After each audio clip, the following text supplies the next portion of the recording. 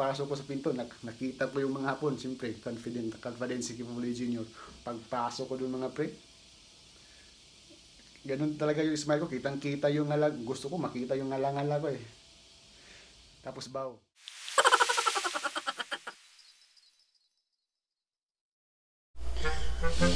Shout out muna kay Ronnie Di Vera.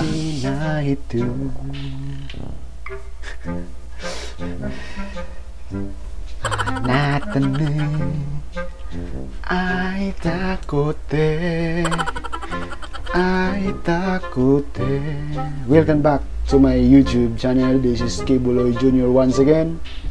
At ngayong araw na to, gagawa naman tayo ng panibagong vlog, panibagong video.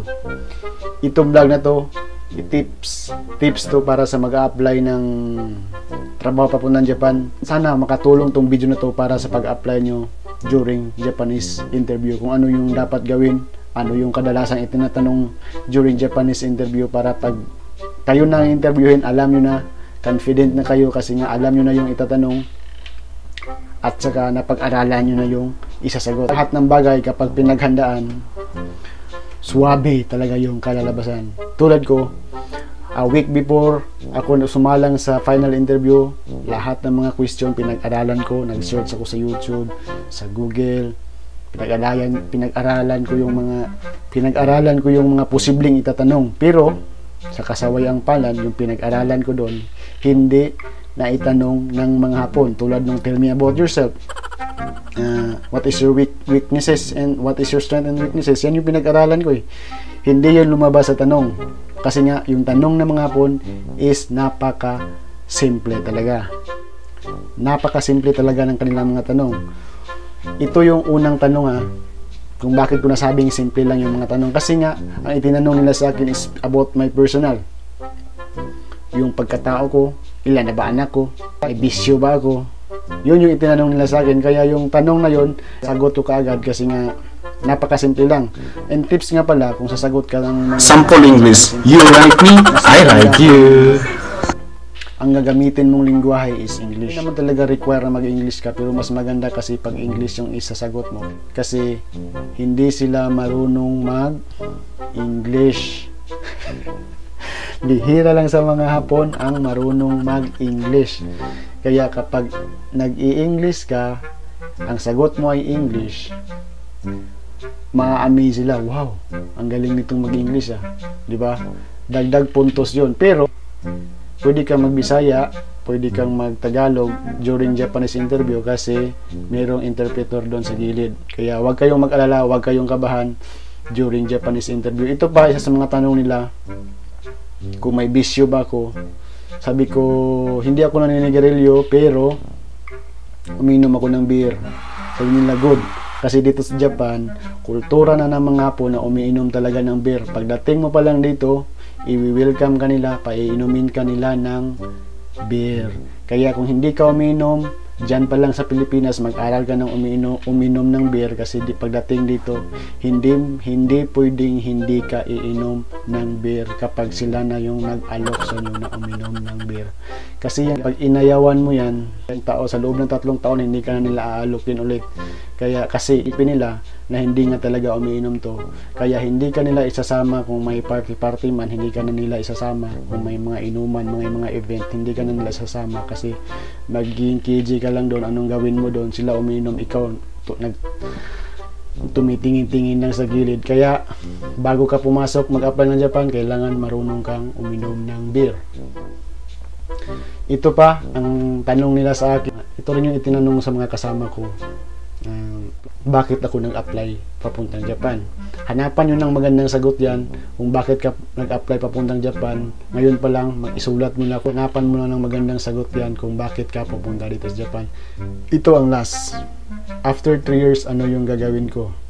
Hanapan nyo yan ng malupit na sagot, kasi lahat ng mga kasamahan ko, itinanong talaga sa kanila yan after 3 years. Magiging ano sila, magiging ano ako. Hanapan nyo yan ng malupit na sagot. Huwag yung kumo na sagot, huwag yung magpapatay ng bahay, gagawa ng negosyo, huwag yun. Humanap kayo ng ibang magagandang sagot, kasi yung mga sagot na yan, kumo na yan. Yung sa akin, iba yung sinagot ko doon. Kung gusto nyo malaman, mag-comment kayo below.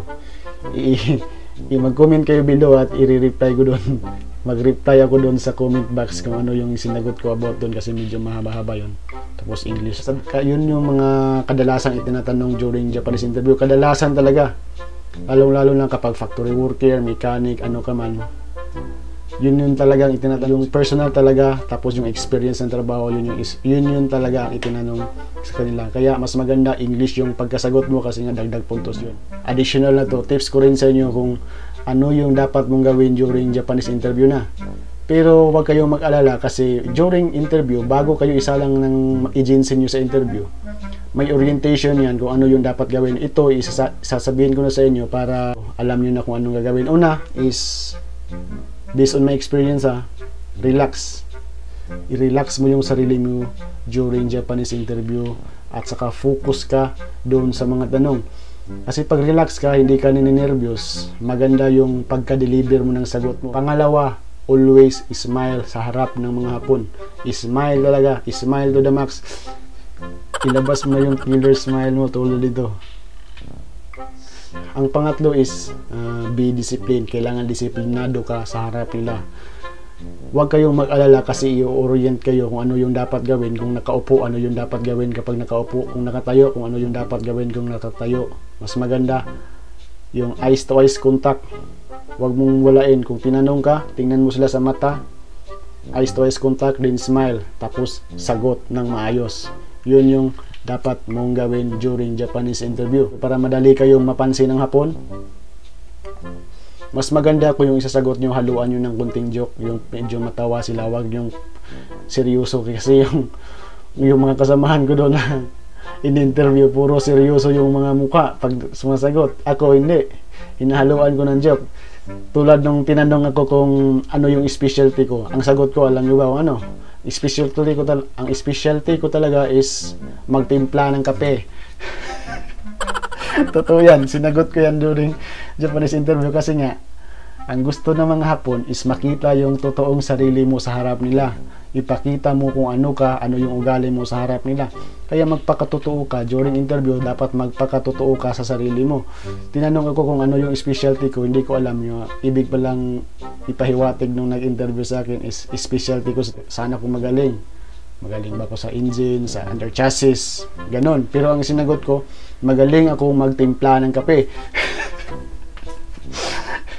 Pero nag-follow up question yung, kasi nagtawanan yung mga Hapon, nag-follow up question sila, hindi, sabi nila, ano yung specialty mo? Trabaho, sabi ko. Siyempre, sabi ko, engine overhauling, engine troubleshooting, under chassis repair, yun yung sinagot ko. Pero wala na, matak na sa isip ng mga Hapon, hindi na nila ako makakalimutan kasi nga napatawa ko na sila. Kailangan, yun yung importanteng gawin mo, yung mapatawa yung mga Hapon kaysa kunting bagay. Tapos last na tips ko para sa inyo is magsuot kayo ng matitingkad ng damit tulad nung sinuot ko nung panahon ng interview. Ito, tingnan nyo. Ito yung isinuot ko during Japanese interview kasi nga hindi naman talaga hindi naman, ang advice lang sa amin na ito lang, polo shirt, any types of color. Huwag kang barong, huwag kang yung may necktie. Hindi, kasi hindi manager yung applyan mo dito. Trainee ka, mechanic, welder.